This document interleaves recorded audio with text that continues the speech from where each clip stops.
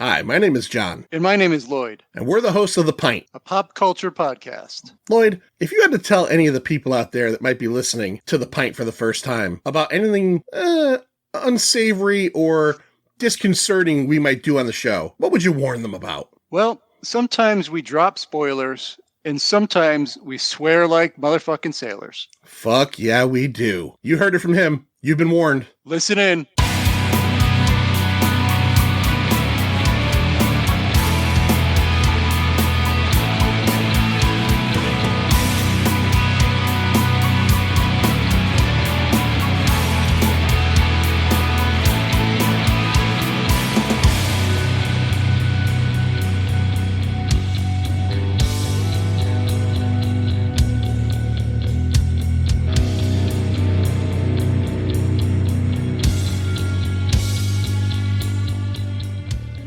Welcome to a brand new episode of The Pint, a pop culture podcast. My name is John. Hey, and my name is Lloyd. I am Stu. And I'm Rich. First time you're hearing Rich on The Pint, longtime friend, 3FN Podcasts, formerly 3 Fat Nerds, changed it over to 3FN, went to the, what do they call that? What's that? That's like an abbreviation, I guess. Both of them work well for me. Awesome show. I am a big fan. One of my favorite podcasts, as a matter of fact. If you listen to the episode Stu and I did last year, maybe, or last year, where we talked about our favorite podcast, 3FM was on my list. Awesome Patreon. Just great show altogether. And I'm going to do the favor that Rich does for our show every time I listen to his show and we get mentioned, is I'm going to say this. If you listen to The Pint, which you're probably doing right now, if you're a fan of The Pint, which you may be, then just go listen to 3FN, because it's a movie podcast. It's 3 guys instead of 2 guys, having fun, rating and reviewing movies. They do more newer stuff than we do, but they do classic stuff. They do horror stuff. They've got all the sub-series. So we're going to let Rich talk about all that, talk about the show, talk about the Patreon at the very end. But today we're here, Lloyd. What are we here to talk about today, Manster? We are here to talk about some movies that are 30 effing years old. Yep, 1994, our top 5. Fucking crazy. Top 5 favorites, as we do here on The Pint. Yeah, favorites. Not best. No, nobody's saying these are the best movies of that year. We would all have the same number 1 if it was the best. Yeah. Well, that's possible. Maybe. That's possible. Now, Rich, you said when I invited you on to do this, you said that in your eyes, this was going to be a tough list for you to cultivate. Did you find that to be the truth? Yeah. When I went down, like, if you're just talking about liked, and so I went through and I'm like, there's a ton of movies I like. I think this 94 is like 85% of the movies that came out I could consider that I liked. And then I had to whittle them down. I got it down to like 9, and then I got it down to 5. So it's kind of step by step I got there. All right. Stu, was this, you texted me earlier today and said this was kind of a front-loaded year for you. Did you have a hard time picking tops, or was it pretty easy for you? I did, and I went through the entire year, and there were only 12 movies I even considered for the list, like 2 or 3 of which I knocked off pretty early. Like, well, these definitely aren't top 5 material. 1 through 4 were cake, and then it was a little bit of a, 5, 6, 7, 8 was kind of a log jam, and I picked one of those to be number 5. But yeah, I thought this was a really front-loaded year where there was like 5 or at least 4 really great movies, and then kind of like a little lull after that. All right, Manster, how did you find the list-making process in this one? For me, it was pretty easy. I think my top 3 never were in question. And then it was just finding 2 to sort of round it out. The only reason the top 2 are in there is to get to the other 3. It's really about the top 3 for me. There's some really famous, popular movies out there that I didn't even consider for the list. So I'm curious to see where we all lie. I can't wait to get to the top couple. Well, let's start with you then at number 5, Manster. What did you give for your number 5 favorite movie of 1994? All right. I have some recency bias, and so I think I might switch over. I have a list of 6, so I have to pick one out of the last 2. You are such a pain in my giant balls. I am such a pain in your dick. Well, we recently covered a movie called Ed Wood, and I talked a lot about it, but I'm not going to say that one. I'm going to go with my other one. Clerks. Okay. Really cool, slice of life movie, black and white, filmed for $27,000 of let's see, Kevin Smith. He cashed in his comic book collection. He maxed out like 10 credit cards. He borrowed monies from his mom and dad. He used insurance money that he got, and he made this pretty awesome movie. I mean, nowhere near the quality of any of the other movies on this, but he created a universe and he created characters that are very memorable, and just a great fucking story of like 20 something slackers. Yeah, I identified with this movie when I was this age. I put on as my name for this episode, if you could see it, 18/19. I was 18 at the beginning of 94. My birthday's in October. I turned 19. That's how old I was. And these guys were a couple years older than that. This movie did not make my list. But it was close. It was on there. This was one that I loved Kevin Smith for a long time. Like the first 4 or 5 movies, up until Jay and Silent Bob Strike Back, I fucking loved all of his stuff, and Clerks was the beginning of it. And Clerks was something, we really hadn't seen, a really low budget movie. Like you said, slice of life. Awesome, awesome movie. If you've never seen the alternate ending, I won't spoil that here. Fucking insane. I've never seen it, but I know what it is. Yeah, absolutely insane. And so I think that is a very solid choice for your number 5. Let's go to number 5 for Mr. Stu. Stu, what do you got? So I'm curious if any of you guys will have this, because this is a very classic movie, but I don't know if it's going to be in anybody else's wheelhouse. My number 5 is The Lion King. Mm-hmm. Honorable mention for me, Stu. Honorable mention? I got chastised by Diesel because it didn't make my top 5. Oh, that's so sad. Shout out to Diesel. He's like, that would have been in my top 5 easy. And I was like, yeah, no, there's so many classic Disney movies to this day. Like, how many, just off the top of your head, you could name like 20 Disney movies and consider them classic, consider them incredibly high regard. But I mean, The Lion King has got to be in everybody's top inner circle of great Disney movies. It's such a good story. It's obviously Hamlet, and there's nothing wrong with that. Hamlet is one of the greatest stories ever told, but the animation in it, for back when we were still doing hand-drawn animation, it looks incredible. It looks so crisp and bold and colorful, and just Mufasa dying. I mean, that was a moment for all of us whenever we were, and I know you guys are all a little bit older than I am. I was still a teenager when this came out, but I watched this with my cousins because they were more Disney age, and I was still like, holy shit, they killed that lion's dad. It's so sad. It was so sad. It's so sad. And it's such a good movie. I love the voice acting in it. I love the characters in it. Scar is one of the best Disney villains they've ever done. The songs are incredible in it. To me, it's top shelf Disney, and there's no way I couldn't put it on this list. Like I said, this was my 5th spot, where it was kind of wrestling with a few other movies we'll get to in honorable mentions, but I ultimately was just like, I can't not put The Lion King on. All right, Rich, what were you going to say? I was like, wait a minute, did I just find out I'm the youngest person here? Because I was only 11 in 1994. Oh, shit. So okay. I look old. Don't let the fear fool you. But I was 11 in 1994.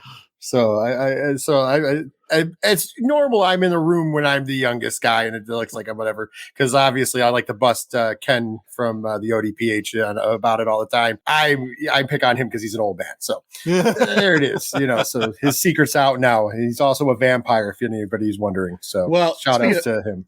Speaking of vampires, the Manster's 20 years older than Ken. He's wow. the Manster is 86 years old. and he looks like a hot microwave snack. So good for him. All right, Rich, what do you got for your number 5 favorite film of 1994? You see, a little bit of Thunder gone, but I'll say this: the movie that I picked at number 5 kind of shaped most of my friendships and stuff.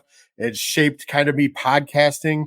I do remember being brought home when my mom rented it from a store and didn't understand what it was. And going forward, that would be Double Dragon. No, I'm joking. It's Clerks. So the master already said it is Clerks. So obviously, if you listen to the 3FN podcast, you understand Kevin Smith kind of shaped pretty much my friendships with Diesel and Ron and everybody else. So like going back to that, and I do actually remember seeing it at 11 because my mom, not the whole movie, the only thing I remember was the jizz mopper scene.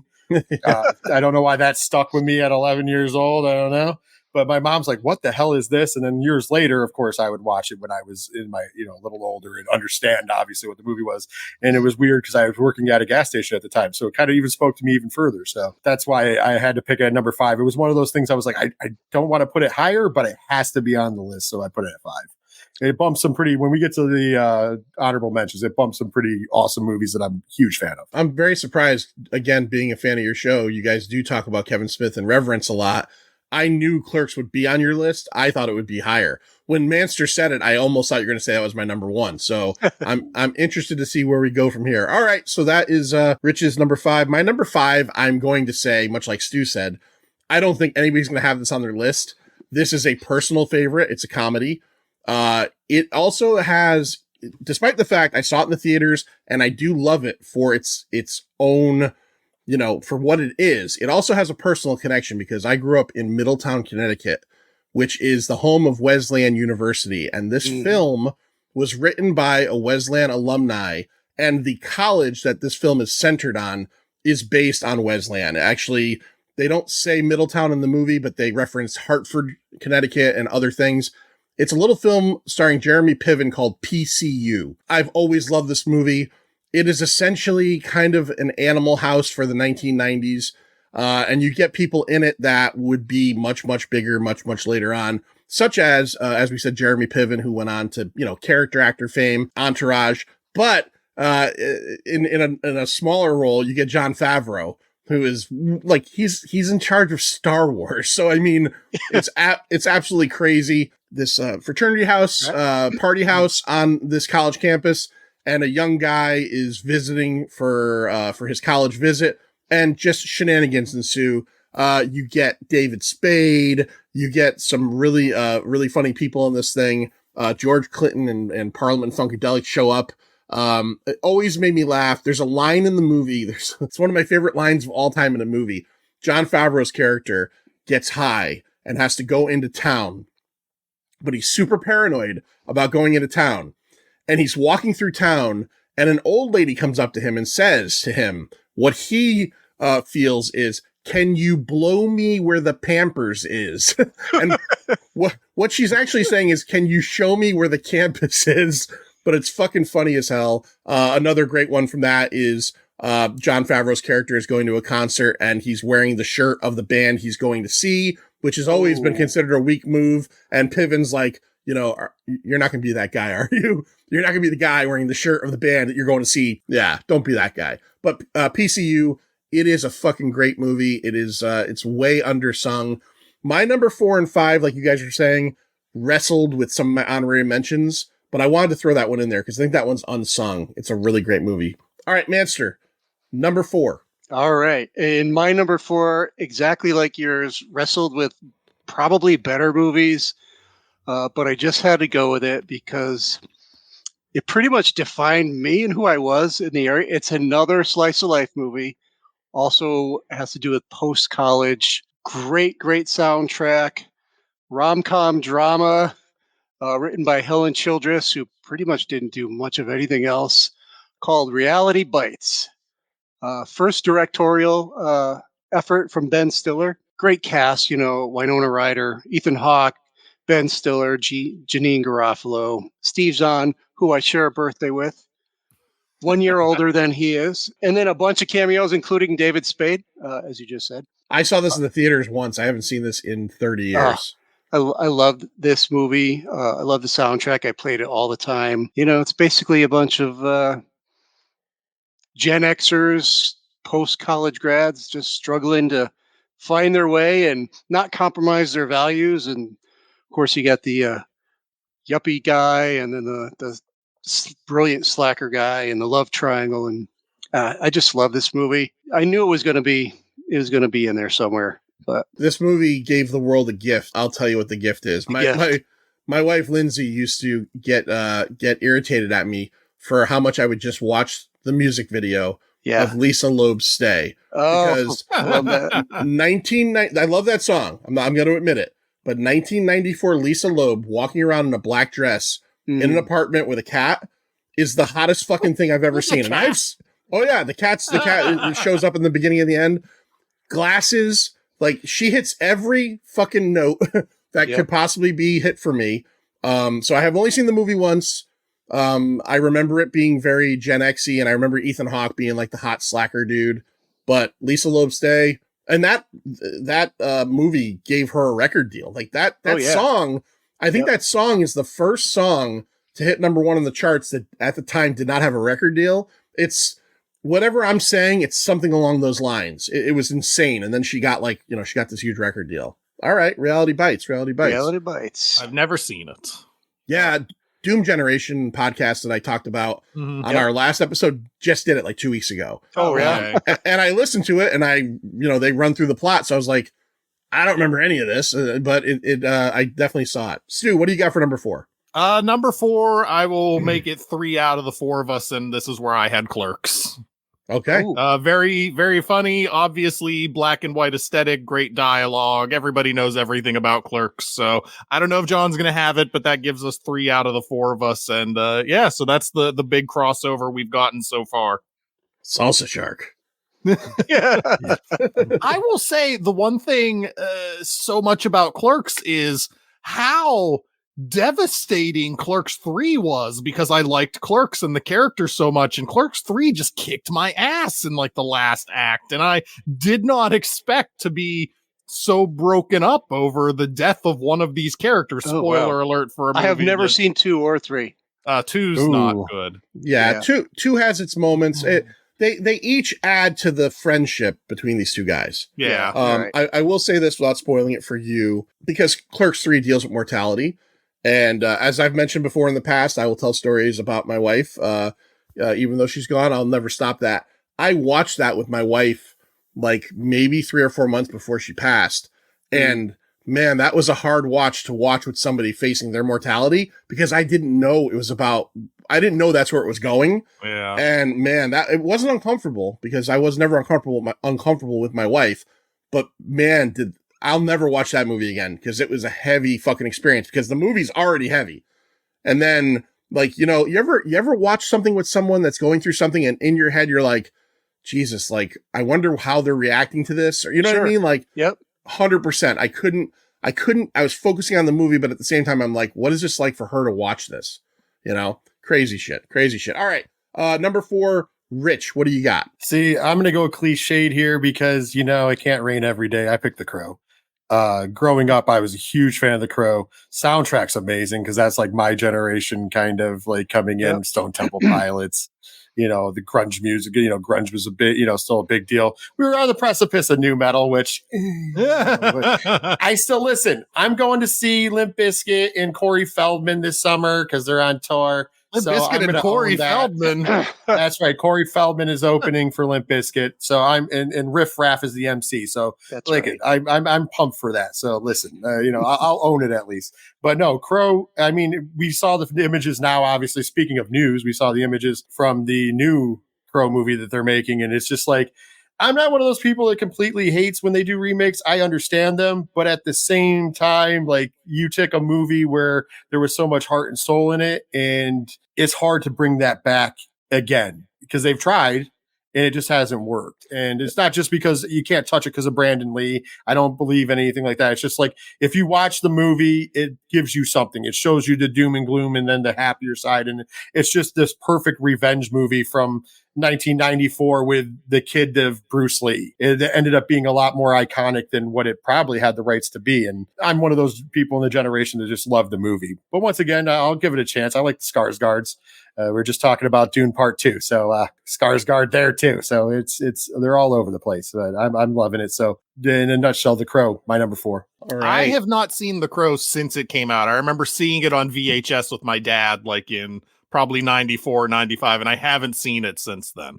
I am one of the, few X number of people, I guess, that I read the original comic, and I think it's garbage. But the movie I remember enjoying. Yeah, the movie is good.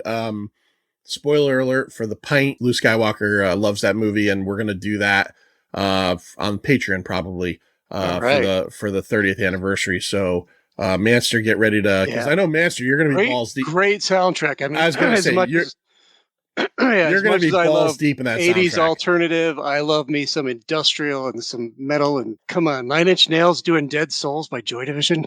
Come on. Mhm. Yeah. Yeah. Great just- soundtrack. Yeah, it's gonna be me and Lou talking and Master just stroking his like fucking shaft Yeah. the whole time. Well, that's all right. Under the table. That's all right. Big veiny cock. All right. My number 4, I might get the low from our wonderful Uh-oh. friends, the countdown from some of you guys on this one. I do love this movie, but when it comes to James Cameron films, it is not. Come on. Yeah, No, yeah. I won't stand for this. Lou. Yeah, it's True Lies. It's a great movie. I love it, but there's 3 movies that I love more. Again, remember, favorites. So there's 3 movies that mean more to me above this, but True Lies is fantastic. As a matter of fact, if you're unaware, on March 12th, in 1 week, I think a week from today or tomorrow, The Abyss, Aliens, and True Lies, I've already pre-ordered these, come out in 4K in like deluxe editions. Oh yeah, I already ordered them on Amazon. All of them? I can't. The 3 of them. Yeah, I ordered the 3 of them. I think Titanic comes out after, and I don't care. We talked about that movie. It's a good movie. It's not one I'm going back to all the time. Right. So I'm okay. But True Lies, Schwarzenegger, kind of playing against his normal type of like this body, like out there, Predator, Dutch Schaefer, action hero, in war paint. He plays James Bond. You get the humor aspect of Jamie Lee Curtis, being his wife who gets enrolled into this like mystery and what's going on. The incredible, great, timeless Bill Paxton, talking about how pathetic his dick is one of the funniest fucking scenes of all time. Yeah. Every scene with Bill Paxton. Every scene with Bill Paxton, and for everybody out there that hates Tom Arnold, he's 100% in this movie. Tom Arnold might be a kind of funny guy who does mostly shit. In True Lies, Tom Arnold is at 100. It is his career-defining moment. I do love this movie, and I know I was going to get the low from you guys, but I'm throwing it in there at my number 4, True Lies. I'm not going to be mad at you. It was on my bubble. Yeah. Awesome scene with what other movie do you get a motorcycle and a horse chase through a hotel? Oh, when the horse goes to the edge and he's making the clicking sound. I fucking love that. I think Schwarzenegger fell off the horse or jumped off the horse, like in real life, at that scene. Oh, I haven't, and that's another thing, because that movie, it's one of those movies that it never came out in Blu-ray, or if I think it's only ever been on DVD, I think, but I never bought it on Blu-ray because I was waiting for a deluxe edition if it did come out on Blu-ray. So it's one of those movies that, because I've been stubbornly waiting, I haven't seen it in so long. Like The Abyss, I haven't seen The Abyss in 5. The Abyss is maybe top 3 James Cameron for me. That movie is fucking phenomenal. But like, I've known that he's got these coming out. Oh, and Avatar 2 are also coming out on 4K in these like giant editions. I don't care about those, so I'm not buying those. Again, go to Amazon.com, go to your local to retail, go Best Buy. I don't think they sell DVDs or Blu-ray. Yeah. No, I think I read that they're canceling or just nixing all the Blu-rays and DVDs now. Yeah, the whole physical department is donezo. I was upset when they got rid of CDs, and now it's that. So You got to make more room for refrigerators. Yeah. Yeah, right. With TVs in them, air fryers. Yeah, and who can forget also JLC in her dance scene? Oh yeah. In the helicopter through the limo. Oh my god. So my top 3. Wow, it depends really what mood I'm in. To be what order they come in, whatever when I'm in the mood for, because they're 3 totally different movies, not at all the same. And the way I have it written down here, 3 was True Lies. Okay. All right. You'd mentioned the incredible JLC, and I agree with that, but I think people always forget the fucking smoking hot Tia Carrere's in that too. Yeah. I always forget she's in it. Like every time I rewatch it, I'm like, oh yeah, Tia Carrere's in this. Yeah. And they have a nice girl fight in there. That's sweet. They do. Mm-hmm. They do. I wasn't too low for you. Stu, what is your number 3? My number 3 is where we start getting into favorites versus best, because I think, and yeah, you guys could tell me I'm wrong, but that just means that you're wrong. So that's fine. Sure. If you're doing the best of 1994, my number 3 is unquestionably number 1. But based on how much, if I wanted to sit down and watch these movies, The Shawshank Redemption comes in at my number 3 spot. Great movie, one of the best movies ever made, one of the best character study movies ever made. Just the characters in this movie are so iconic and memorable. I really enjoyed it. I watched it for the first time ever since COVID started. I had never seen it before. I'm not somebody who typically is going to sit down and watch 3-some-hour movies, but one day my wife was just like, "What? You've never seen The Shawshank Redemption?" So we sat and watched it. It deserves every plaudit it's ever received. It's so amazing, so well made. I really need to read the Stephen King short that it's based on, or the Stephen King story it's based on. It's a novella. Yeah. I have a tattoo of it over here. Of the book? Yeah, the book, Different Seasons, all 4 seasons. Nice. Tattooed around my arm. Nice. So yeah, it's just an incredible movie. The only reason I have 2 movies ahead of it is I would rather sit down and watch those movies rather than sit down and rewatch the 3-hour Shawshank Redemption like any given day. Great movie. John, what's that line? I wish I could tell you that Andy fought off the sisters, but they fucked his ass. I feel like rarefied like personage out there because I saw that movie in the theaters because that movie notoriously fucking bombed. And I saw that 2 movies that I've always like held on to like my pride level for seeing in the theaters is Shawshank Redemption and Office Space. I saw both of those and I knew both of those were fucking incredible movies when I left the theater. But yeah, Shawshank Redemption is an incredible film. I very much understand you, Stu, so I'll just spoil mine before we get to Rich. It's my number 3 as well, but that's in a world where there's 2 movies that I enjoy watching more. Right, absolutely. Just like you said. But if you're going to talk about possibly a perfect movie, Shawshank Redemption is probably right up there. And little trivia fact that I've heard multiple times, the younger inmate that ends up getting murdered at the end by the warden originally was supposed to be Brad Pitt. And he either got fired or someone at the studio didn't think he looked right. I don't remember what it was. Brad Pitt doesn't look right. But yeah. He didn't look like a greaser because that guy looked kind of like a greaser. Yeah. He was a guy, he was an Ally McBeal. Yeah. Yep.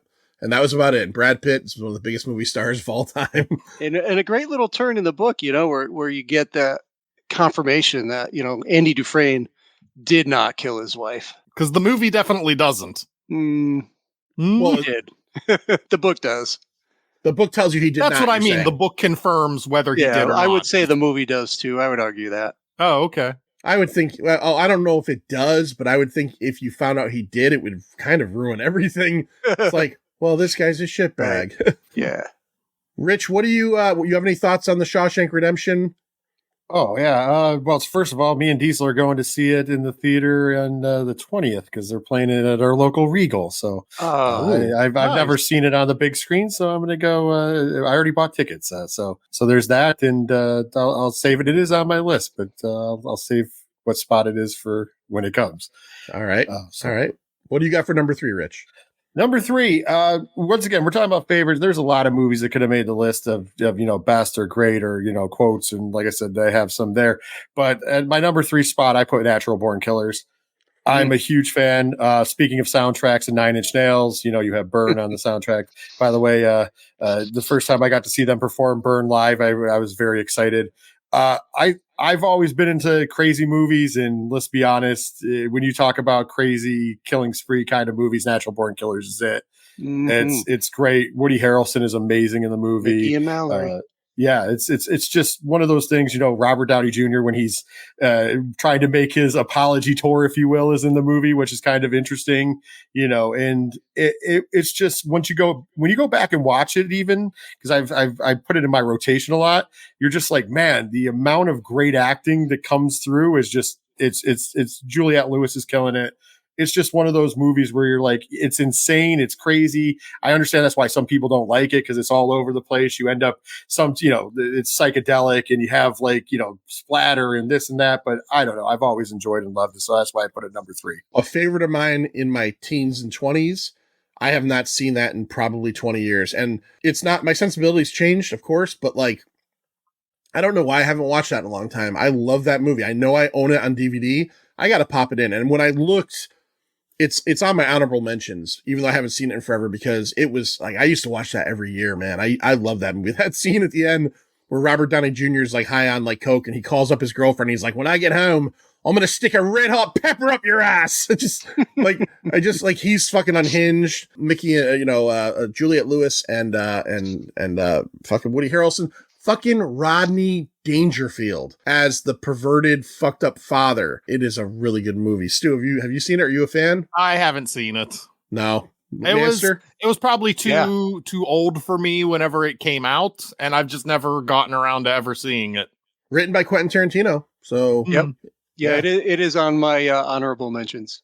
All right. So we know my number 3, I said, was the Shawshank Redemption, or as my father-in-law is, I've heard him say it before, the short shrink. Like, you just can't get it right. The short shank redemption. Manster, what's your number 2? We're in the top 2 already. What do we got? Well, shit. If it's 1994 and it's a movie and it's written by Stephen King, it's The Shawshank Redemption at number 2 for me. Frank Darabont does a fantastic job with Stephen King stuff. What can I say? It's a feel-good movie. Like you said before, bombed in the theaters, but became kind of a critical darling, and you can't really say a cult classic, but it came to its own after it was released. It had a re-release, and every time you turn on TV, it's on some channel, and I always, if it's on, I put it on. And I love how they changed the character of Red from, a red-haired white guy, Irish guy, to a black dude, Morgan Freeman. Awesome change, and it works just fine. I watch it whenever I can. It's also, along with Clerks, by the way, it's also in the Library of Congress, selected for preservation, culturally, historically significant, stuff like that. It's an incredible movie. When I told you we were doing this, and because me and Rich had a different plan, and then I needed to get an episode out for this week. So when I contacted the Manster, you texted me and said, I know what my number 1's going to be. I assumed Shawshank Redemption. Yeah. But now I know your number 1 is my number 1. Yeah. So, okay. So we'll get to that in a few minutes. All right. Like I said, they could rotate. It just depends. Rich, quick question. The 20th, is that a Fathom Events thing? No, actually, it's just a Regal event. It's only $5 too at the local Regal. I mean, I have unlimited for Regal in our area. We have Regal and we have Sony. Or AMC, sorry now. And I always go to Regal. I have Regal Unlimited, so that's free not free. I pay a monthly fee for that. But I only had to pay $5 for Diesel's ticket. You know what sucks is Diesel's off the grid. If you didn't know that, he's very burner phone off the grid. Not because of anything illegal, but he's just nervous. He's nervous. The Scientologists are going to find him. It's a thing. It's like Officer Mike Simonetta. Same thing. Totally off the grid. You know what sucks about that, Rich, is that here in Connecticut, we don't have Regals anymore. I think they all closed down. But we have AMC. And Manster, I was going to send you this because I'm not going with you. You know what's playing Wednesday night of this week, 2 days from now? Of this week? I think of a movie. Is it Labyrinth? Oh, fucking Labyrinth. That shitbag movie. No, there's a lot of good Fathom events this year, but I don't know what are you talking about? No, Labyrinth. I'm talking about Labyrinth. Yeah, I was right. I was trying to get you excited for David Bowie's giant dick in those pants. I'm always excited for his trouser goblin. Dance, magic, dance. Fuck that movie. All right, I love it. Also, Rear Window, which I'm definitely going to go see. Well, let me know because I've never seen that. I'd like to see that. Year. All right, definitely. Stu, what do you got for number 2? I'm going to let you guess what my number 2 is because pop quiz hot shot. What's my number 2 movie? Okay. Keanu Reeves, Sandy B. All right. I remember as a kid, there were 2 movies I recognized as like big summer blockbusters, and they came out sequential years. It was Jurassic Park, because I remember that was the first movie I ever had to wait in line to see. Like, we got to the theater, we got our tickets, and then there was a line to the door the theater was in that we had to wait in. And then the next year, I just remember Speed coming out and watching Speed. And then it came out on DVD, and like we rented Speed on DVD like 10 times that year and just kept watching Speed. I love this movie. I think it's one of the best action blockbusters ever made. And I know that's stupid because it's Speed. Like, it's not as iconic as like Terminator 2 or anything, but I just watched this movie so much. I recognized as like a 13-year-old kid, 14-year-old kid, like how big a summer blockbuster could be because of this movie, just with the bus jumping over the thing. And I always remember Dennis Hopper calling Sandra Bullock Wildcat, and Keanu Reeves is like, "You went to the University of Arizona." I really enjoy this movie. I'm surprised. I think I'm the only one that has it on the list, but I'm fine with that. But I've always really enjoyed Speed, so it's my number 2. I enjoy Speed greatly. Not as good as Speed 2. No, I love Speed 2, Cruise Control. No, if you're gonna go with Keanu, and I know we're not talking different years here, but if I'm gonna go with Keanu Reeves actioner, I'm going with Point Break every time. Yeah, it's Point Break every time over Speed. I know you don't like Point Break. But that's because you can't handle. Well, you could have picked another. Oh well, there's still a number 1. Stu, did you somehow just like put a thumbs down up on my screen? Did you see that? Yeah. Did you guys see that? Holy cow. Does my computer do that? You see it again? Oh, wow. Oh, Yeah. yeah. Okay. How the fuck did that happen? Oh, wow. Stu, your Does it work computer for is thumbs magic. Stu, put your thumb up. Doesn't work for that. Doesn't work. Oh, no, it did for There me. we go. Yeah, I Stu, see thumbs up there. You got something magic going on your fucking laptop. We got AI going on here. They're reading our movements now. Oh my god. All right. Don't say the wrong thing. Oh man. Nothing. I was hoping it would pick up clapping. Wait. Hold on, Stu. Say the word congratulations. I want to see if it does it like it does on Facebook. Congratulations. No. Ah, damn it. All right. All right. It's just a thumbs up. Speed is Where the hell are we? Speed is a really good movie. Number 2 for Stu. Rich, what do you got for your numero dos? Well, I give away the whole rest of my list, obviously, but my number 2 is actually Pulp Fiction. Okay. Big Tarantino fan. I mean, I guess that's why, obviously also Natural Born Killers is there. But as realize, if you listen to 3FN, you realize that I like messed up movies pretty much. Not bad movies, but messed up movies. And Pulp Fiction is epic. It's a lot of fun. There's some great humor in it, but there's also, more serious stuff. But if to take like almost like, a crime drama and turn it into a comedy, it takes that little bit of essence. You know what I mean? It's a dark comedy, I should say, because it's not like it's, humorful. I mean, one scene where the comedic value of Marvin's head getting blown off in the back seat, like, you maybe shoot Marv. And it's like, he's like, what do you mean? And then of course we're not going into the Tarantino rant from the film, but there's everything, there's everything, in the movie where it's just crazy. I brought up when you were on for People Under the Stairs, Ving Rhames is of course in both People Under the Stairs and in Pulp Fiction. And one thing in common, they both have a gimp. 2 gimps. It's crazy. Ving Rhames is better than 1. Ving Rhames and his gimp addiction, I guess you could say. All right, so Pulp Fiction. I think we have a feeling that might be showing up again here pretty soon. If you don't know, I'll throw this out there for any new Pint listeners, but 3 years ago already, which makes me feel old as fuck. Oh my god! The Manster and I did a Quentin Tarantino podcast called On the QT. Yeah, that was 3 years. Crap. 2021. Where we covered what was it? 9? Has it done 9 or 10?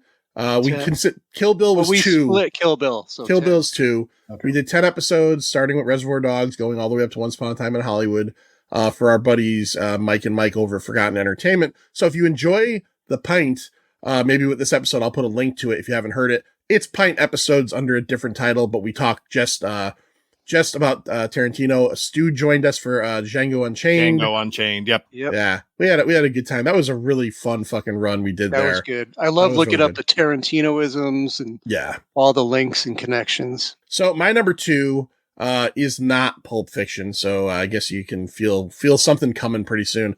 My number 2 is one of the funniest comedies of all time. Period. I know where you're going. It is a star-making movie. I remember vividly the first time I saw this in the theaters, me and my friend Dave laughing so fucking hard it hurt. And about a year ago, I watched it for the first time in a year or two, and I laughed. Jim Carrey and Jeff Daniels. Jeff Daniels carried over from Speed. Dumb and Dumber. They made a prequel, was not good. They made a sequel that was not good. I could have sworn this was going to be Pet Detective. I thought you loved Ace Ventura so much. I do, but it's not even in Dumb and Dumber's orbit. Jim Carrey had a star-making year that year. He made Ace Ventura. He made The Mask, which I'm not a fan of. It's fine, but I'm not a fan of it. And he made Dumb and Dumber, which is, to me, one of the funniest movies of all time. Jeff Daniels' agents tried desperately to get him to not make this movie because they were convinced it would ruin him. It was his biggest box office movie of all time. As a matter of fact, I was reading into it. When I watched it last year, I was reading into it. For the first week that Jeff Daniels was on set, he did none of the scenes in the film he does with Jim Carrey. Reason being is that they were considering, even though this is an established fucking actor, he's a serious actor. So they filmed all of his solo scenes or the skiing scenes with Lauren Holly because they figured if they had to fire him and bring in a different person, they would have no scenes that they would have to refilm with him and Jim Carrey. But after a week, Jim Carrey vouched for him. They saw the dailies and they said, this guy is fucking funny. And it worked out. Jim Carrey was about to sign on to this movie for $700,000. The Mask came out, huge hit. They paid him $7 million. He went from $700,000 to $7 million. Damn. It is. I laugh hysterically through this. Yes, it has fart jokes. Yes, it has dick jokes. Yes, it probably has gauge. It's probably got a lot of things that might not hit for everybody. This movie hits for me all the way through. I love it. I laugh at it. It's the Farrelly brothers who towards the end they were making garbage, but like these guys made Kingpin. They made what the fuck was that other one? They made several movies that were pretty big around this time. This is their best. This is their funniest. Oh, Me, Myself, and Irene, another Jim Carrey movie that's actually pretty funny. They did some stuff that was pretty good, but fucking Dumb and Dumber is a classic. I'll die on that hill. If it's on TV, I don't have cable, but if I'm flipping through Pluto or some shit and it's on, I stop right there. Jim Carrey walks out of a 7-Eleven and says to those two black dudes, "Big gulps, huh?" I'm fucking in. I see fucking Cam Neely spitting in his burger, sea bass. I'm in. I love that movie. I'm in. Dumb and Dumber number 2. Manster, what do you got for your number 1? Unapologetically Dumb and Dumber. Unapologetically. I love that movie. Well, I mean, it's pretty clear and obvious. When you said 1994, very first thing that pops into my head when I hear 1994 is Pulp Fiction. That's just the way it is.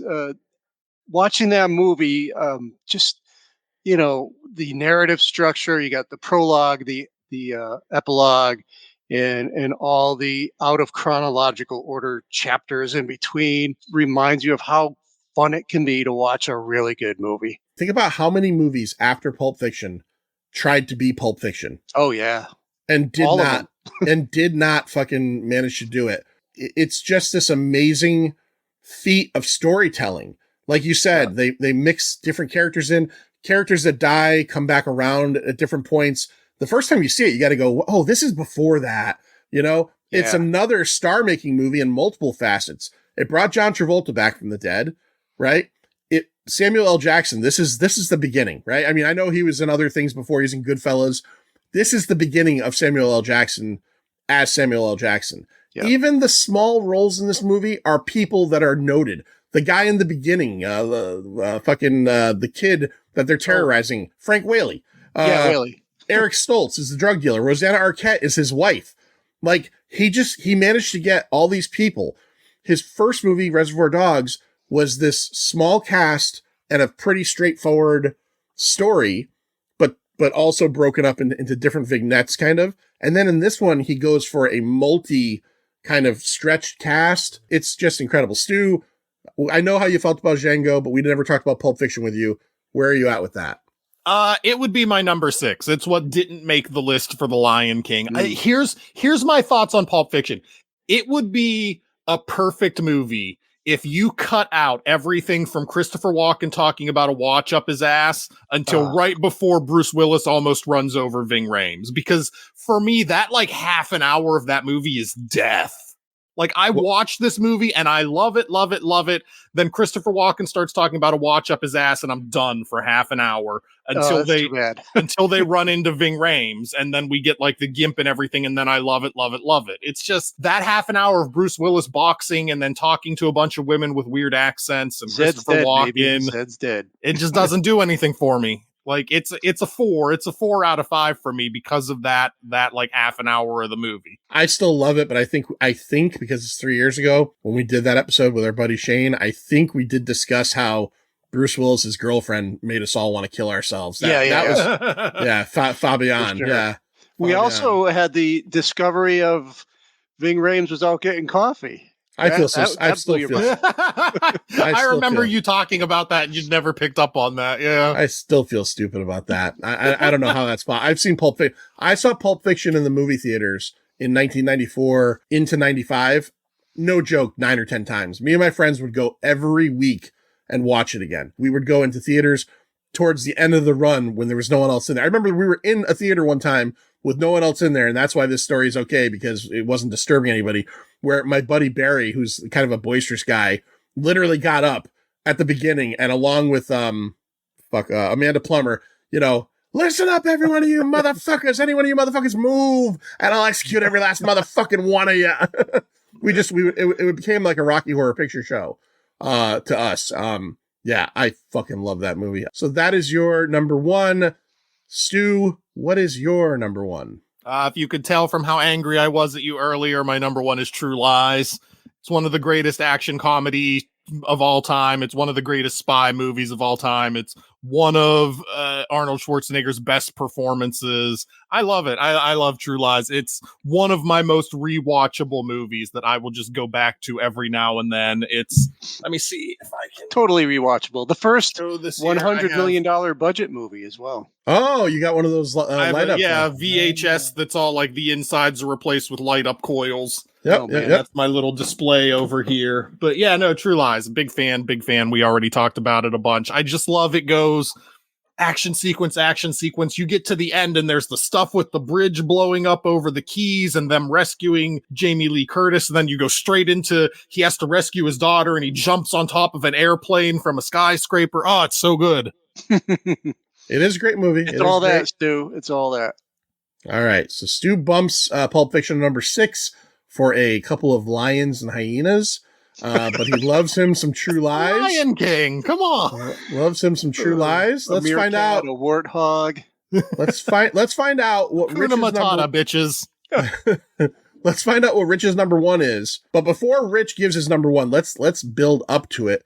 Tell everybody out there, Rich, all about your show, all about what you guys do, all about your Patreon, all about all the stuff that I know about weekly because I listen in. Oh, geez. Here we go. I just recorded, so there's this plug time again. All right, so 3FN podcast is simple. And John, you did a good job mentioning it earlier because I did mention this all every time I talk about the pint. If you like the pint, you're gonna like 3FN. We kind of do the same thing. It's 40 somethings talking about movies, mostly new, but we instead of like going and reviewing movies that we might not. I mean, we get brave and we do some stuff that's out of the box. However, if there's a week where it's like, that's not really going to work with the demographic of ourselves, we go back and we do old movies as well, because I'd rather talk about something that either is so terrible that we're going to have fun with it or is really good and we want to put over. And I just love movies and have for a long time. And my best friend, Derek, aka Diesel, he's there. And of course, one of my best friends, Ron, is the other guy on the show. Originally, the concept for the show was those two never agree on anything. And then all of a sudden they started agreeing on certain things when we started turning microphones on. So it was kind of weird. And then we try to go from there. We just did Dune Part 2, which will be out the Tuesday after this is coming out. So, if you're listening to this and it's the March the 5th or after March the 5th, then we've just done our Dune Part 2, and we're going to be moving on to, I do believe, Imaginary next week. Patreon.com/3FN podcast. It's just more of extra. What we do is we basically turn the microphones on early, a little piece, gets a little un-PC. We tell a lot of dick jokes. So, PCU's right up my alley. So isn't Dumb and Dumber. I shouldn't say dick jokes. We talk a lot about food. I mean, fat guys and food. It's one of the things we do, and music. That comes up a lot because on Patreon, I get away with playing music and, not getting in trouble for it, if you will. So it's kind of like I go back to being a DJ there. So we have fun with that. Plus, we also have 2 exclusive to Patreon shows every month. And that would be 3FN Rewind, where it's just all older movies, usually on an anniversary. I know for March, Diesel would hate me if I don't mention March. We are doing Dream a Little Dream, because Diesel loves the Coreys. I can't help it. That's just what we do. And then, of course, I do believe we're doing Children of the Corn for its 40th anniversary. Is going to be the horror show, because 3FN Horror Show is the other one we do exclusively. Last month, John joined us for our 3FN Horror Show for The People Under the Stairs, which I was surprised you had never seen The People Under the Stairs. Now we've made that happen, and you understand the studded gimp suit. Along with Roach, you can now be a happy man. I mean, where do you go wrong there? But it's just a lot of fun. We just do a lot of great stuff. On top of that, if you do want to hear me pontificate more about pro wrestling, I do that over at Nerd Initiative. I do NI Wrestling Thursday nights, 8 p.m. Eastern Standard Time, the Nerd Initiative YouTube channel, Wrestling Night Live, before and after pay-per-views, myself and Ken, pre-show and post-show pay-per-views. That's why I'm a little tired today. So if I'm rambling, I'm sorry, because I was up until like 1:30 because AEW's Revolution pay-per-view was last night, and I didn't get the better of 1:30, but well worth it. Great pay-per-view, by the way, for wrestling fans. That's pretty much everything I have going on. I don't know where I have time to do anything else, but I know you crapped on Labyrinth earlier. Maybe my wife does want to see David Bowie's Unit, because I'm taking her to see it on Wednesday. Big fan. She's a big fan. So there you go. Hey, listen, I don't have that problem. Unfortunately, David Bowie does. It's a good problem to have. Big old English dick. Yeah. No, a big fan of your show. You guys are all great. Great personalities. You always make me laugh. I am a member of the Patreon. I'm a member of the Minnows, Diesel's Minnows. Diesel cracks me the fuck up, man. He is so deadpan. Some of the shit he says, I'm like, Jesus. He's so well spoken with the stuff. His criticisms are always very good. He just makes me laugh. You guys all make me laugh. Your extended version of your show for the patrons, like where it's like you guys have it's like a director's cut. You get to hear you guys like warming up, right, until the point where everybody else hears it if they get it for regular. I'm assuming, because I listen to it that way, from the point where you say, now we cut the music, that's where the regular show normally starts, right? Yeah. When you hear that opening theme, that's where the show starts. Right. So we're getting like 40 minutes of extra stuff. I've said it to you before. Like, I don't know how you do it, but like, I've had people say to me like, oh man, your Patreon's really good because you're cranking shit out. I might put 2 episodes out a month and a live stream. I can't fucking catch my breath with you fucking guys. Like, you and the Contrarians, I'll give it up to them too. Every time I'm like fucking, my phone pings and it's Patreon, it's you or Julio sticking content up my ass. I'm like, give me a second. But that's great. That's what I pay for. So I always say it. I like to overcompensate because I'm a fat guy. You know what I mean? It's like I overcompensate with the jokes. I overcompensate and I'm glad you said that about Diesel. The weirdest part that I can give you about Diesel is you will hear him say some funny but disturbing things at times. But then you have to remember he is the artsy moviegoer of all of us. So he's like, when he does break down a movie and he's doing it, he does it very eloquent, which is kind of weird if you know who he is in real life and the funny shit that he will say. You get to the point where, this guy's favorite movie he was bitching about not winning an Oscar a few years ago is Lady Bird. Just if that should give you, that's an insight into who he is. He's a weird, I always call him, John heard me call him this in person. He's a majestic beast. Yeah. Like you just have to be a part of it, and you have to rein them in sometimes. But I usually do that by mentioning Scientology because I also like, he's afraid of the Scientologist. I also like when he starts joking about being, is it straightish, where he starts like digging on the guys. Is it straightish is what he says all the time. Yes. Yeah. Yeah. He says he's straightish. Yeah. Yeah. Yeah. I use that line too. We've said that for a while. I mean, I'm usually make the joke about, and I stole it from Kevin Smith, and I'm married. So how irresponsible is that I'm straightish? So, it's fun. We just have a lot of fun. It just, and I've said this before, it gives me an excuse to sit down with two of my best friends and talk and just do what we were going to do anyways. The fact that people listen blows my mind. So although sometimes there's things said that I'm like, nobody's going to listen after that, but here we are. They're still listening. We do that too sometimes. We do that too. All right. So what is your number one film from the year of 1994? Well, we mentioned it earlier. I do believe you called it the Shawshank Redemption, but the Shawshank Redemption. I'm a huge fan. It's one of those things, and I agree with what Stu said earlier. It's a perfect film as far as like if you were going to go sit in a master class of cinema, you're going to watch like the character development, the acting, the cinematography. The whole movie screams like this is like how you make a movie. But at the same point in juncture, and I think everybody touched on it who's mentioned it, there is this wonderful story there. It's like it's very hopeful. And then when you find out Stephen King wrote it, it's even like, really, we're not used to like this hopeful, like, some messed up things happen. Obviously we have the sisters, we have incidents, but at the same point in juncture, like it is the story of how a man literally, drags himself through a mile of shit to come out on the other side clean, and it's just a wonderful like story. And it makes you, when you get done reading it or watching it, sorry, I've read the book too, but when you get done watching it, you're like, this is incredible. And I've always loved it. I've always found it entertaining. Maybe not in 94 when I was 11, but like seriously, when I think the first time I like watched it with, knowing what it was, I was like 16 or 17. And it was kind of like, wow, for some reason, which is weird being teenage years, it kind of speaks to your angst. Like you're going, believe it or not, I don't want to get out of like whatever, but like school, especially like high school, is kind of like prison in essence. You know what I mean? They march you from place to place. You have a food hall. And so like when you're going through that, you can kind of understand the nonsense in the groups and so if you look at it like that, you could look at like teen movies were all kind of just a variation of the Shawshank Redemption, or it was a variation of a teen movie. Yeah, it's a great movie. It certainly is. It is called Hope Springs Eternal in the book. That's the subtitle. I think I already said it, but if I did not, my number one, Dick Dale guitar, Samuel L. Jackson, Marvin's head getting blown off, a Royale with cheese. It's Pulp Fiction. I don't have to talk about it anymore. So what I will do is I will start with my honorable mentions, and then we'll go back around. We'll go down to Rich, we'll go to Stu, and then we'll finish off with the Master. So here are some honorable mentions I have for 1994. They're not all stuff that were on the bubble, but they're stuff that I enjoyed from that year and worth mentioning. Clerks was on the bubble. Ed Wood was on the bubble.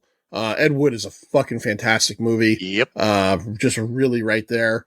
Natural Born Killers was on the bubble, but there's no recency bias for it because I haven't seen it in so long. This movie could not be made today. It's just a comedy I always enjoyed. I saw it again a couple years ago. I still laughed at it, but if I laughed at it like in public, I'd have to hide laughing at it.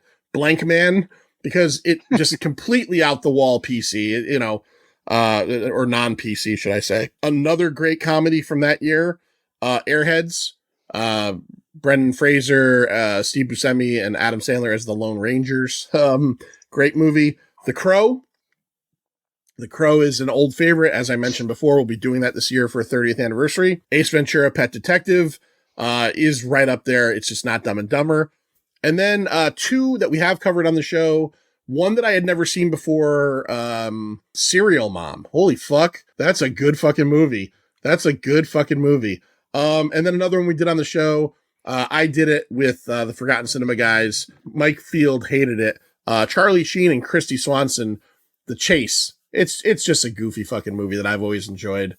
And just to be a pig, Christy Swanson is so fucking hot in that movie, like stupid hot, that I think it's too just bad kinda, she's a fucking Looney Tune in real life. She is an absolute Looney Tune. Although I will say she is an absolute Looney Tune, but Manster and I stood near her at Terrificon last year, and she looks good in real life too. She's still looking pretty good. Remember we saw Christy Swanson? Oh yeah. Yeah. She's not falling apart out here. She's falling apart in almost here. as good as Barbara Crampton. Barbara Crampton, yeah. That's a whole story. I follow her, man. Of course you do. Barbara Crampton I wasted an opportunity. Barbara Crampton was sniffing around our table at CT Horror Fest one year, and it wasn't for me. It was not for me. You know, the star of From Beyond is like staring the monster down. It's like, what do you guys do here? And Oh I'm like, God, From Beyond. yeah, the pineapple gland. All right. So those are my bubble ones, my honorable mentions. Lots Rich, of what do you them. got? Yeah, I had a lot. Yeah. I'm going to short it down. I liked a lot of those. Like I said, it's weird. 1994 was one of those weird years where I liked probably 85 to 90% of the movies that came out. Like I said, right in the wheelhouse of me watching movies. Then again, I was watching movies I had no business watching at 11. I mean, I remember the first time I saw Beverly Hills Cop was when I was like 9 or 10 years old. So, you know, it was crazy. It was a different time. People let you watch things. But on my direct bubble, I mentioned it earlier, True Lies was on the direct bubble, and so wasn't Wyatt Earp. I do like Westerns. My mom was a big Westerns fan. So like, I have a special place in my heart for Westerns. So that was kind of like on a bubble. Interview with the Vampire was actually on the bubble somewhere. Diesel once again chastised me for that. But then again, he was like, well, you're not talking books. If it was books, as he likes to say, it's all hand jobs and pudding in the book. So, you know, it's you know, he wasn't too upset. The Lion King, he threatened not to talk to me about. I just want to throw that out there. So Lion King was on the bubble, like on the direct bubble. On top of that, Airheads was a big one. I mean, it wasn't on my bubble, but when I see it, I'm like, oh, Airheads, Dumb and Dumber, obviously, you know, Ace Ventura. I was a fan of all those movies, and those were kind of in my age range too. You know, it's kind of funny that you could say that like Ace Ventura and Dumb and Dumber were in your age range. Airheads, not so much, but I love that movie. I mean, is there anything better than Michael Richards just crawling around with a gun in a ceiling vent? I mean, And a bad mustache. Yeah. It's great. I mean, great movie. David Arquette in the movie, you know, like trying to get back in. You shouldn't have left, man. Like, Yeah, it's a good movie. It's a fucking good movie. I enjoy it. And here Joe Mantegna was having a good time. And I think it was one of the first movies I didn't see him, like, other than like smaller budget movies, I didn't see him in a gangster film. You know, Yeah. Joe Mantegna would show up in all the gangster films, you know. But yeah, like 94 was a great year. I mean, none of us touched on Forrest Gump. The most uncomfortable movie to laugh at. You know, I don't know. It did win the Oscar that year. I like Forrest Gump. It's just not. I do. It's a good movie. For the first time I saw Forrest Gump, I was really taken by it because it's Tom Hanks, right? It's Tom Hanks. He can't really do much wrong, and it's a really, really incredible story. It's just the replay value on it. It isn't necessarily maybe the best, but it like Paul from The Countdown hates Forrest Gump. Like he's always like railing against it. He's wrong. It's a good movie. It's just not one that like enters my stratosphere of 94 really. If it hadn't won Best Picture, it would be looked on more favorably. But because it beat out Pulp Fiction and The Shawshank Redemption, people just hate it because of that. Agreed. See, I don't necessarily hate it. I do enjoy the movie, but it's become almost like a meme, if that is. Oh, yeah. Like I'm one of those people, we've used the lines a million times. Like it's very quotable. So, you know, I used to have a guy I worked with named Tony that me and him would go back and forth, and he actually would do the walk, you know, like when he has the leg braces on and like the little Elvis scene, like he could copy that. Like it was perfect. So to me, it became like a meme. So that's why I never put it on my favorites, although I will watch it. I do enjoy the movie overall, and of course, Tropic Thunder also kind of ruined it a little bit with, you know, the whole line. I'm not going to say it here, but we all know, you know, you never go full, you know. Yeah. You know, What was the Tom name Hanks of the did it. movie? What was the name of the movie? Simple Jack. Simple Jack. Simple Jack. Yeah. He was like, you know, you followed that same logic. You know, Sean Penn, he went full on, and guess what? He didn't walk away with Oscar. Tom Hanks, no, he wasn't full on. He walked away with the gold. He took the Oscar home. You think about it. He didn't do anything dumb. He was sitting there playing ping pong in China. And he met all these presidents. That's cool stuff. Tropic Thunder is speaking of which, is not for me that year, but like that movie, just I don't know how it's lived in the realm where it was and is still not chastised by everybody. It couldn't be made today, and that's only like a 10 or 12-year-old movie. It's crazy. Yeah. It's crazy that something within the last 15 years, that's how much we've changed as a people. All right, Rich. Stu, what do you got for honorable mentions? Honorable mentions, the movies that made the cut down list, because like I said, I had 12 total, so 5 of them made the list. The other ones were, can't believe no one mentioned Leon the Professional. Yeah, I like that movie. I think that's that's one of those ones that I like, but I think I'll probably get booed like by listeners on this. I think it's overrated. I think it's a good movie. I think it's overrated. Yeah. Pulp Fiction, like I said, would have been my number 6. Possibly my number 7 would have been The Mask. Airheads, obviously a big fan of that one too. I also get a big kick out of that movie, and Brendan Fraser is awesome. I had Forrest Gump as an honorable mention. No one mentioned this, but maybe we just all hate Mel Gibson now. I really friggin' liked Maverick for a long time. That was one of my favorite comedies for years. Saw it once. I saw it in the theaters. I've never seen it again. That was on my bubble too, Stu. Okay. I watched Maverick like an irresponsible number of times in my life. And then my last one, it would have been 12th. It would have been the first one that I cut, but there was a Michael J. Fox movie called Greedy, which is surprisingly good. The Forgotten Cinema guys did that. Oh, did they? Okay. I listened to that episode and I thought, this sounds interesting. Is that the one with Kirk Douglas? Kirk Douglas, yeah. Yes. Yeah. I want to check that out because it sounds good. I haven't seen it in decades, but I liked it whenever it came out, so I don't know how well it holds up. All right. Manster, what do you got?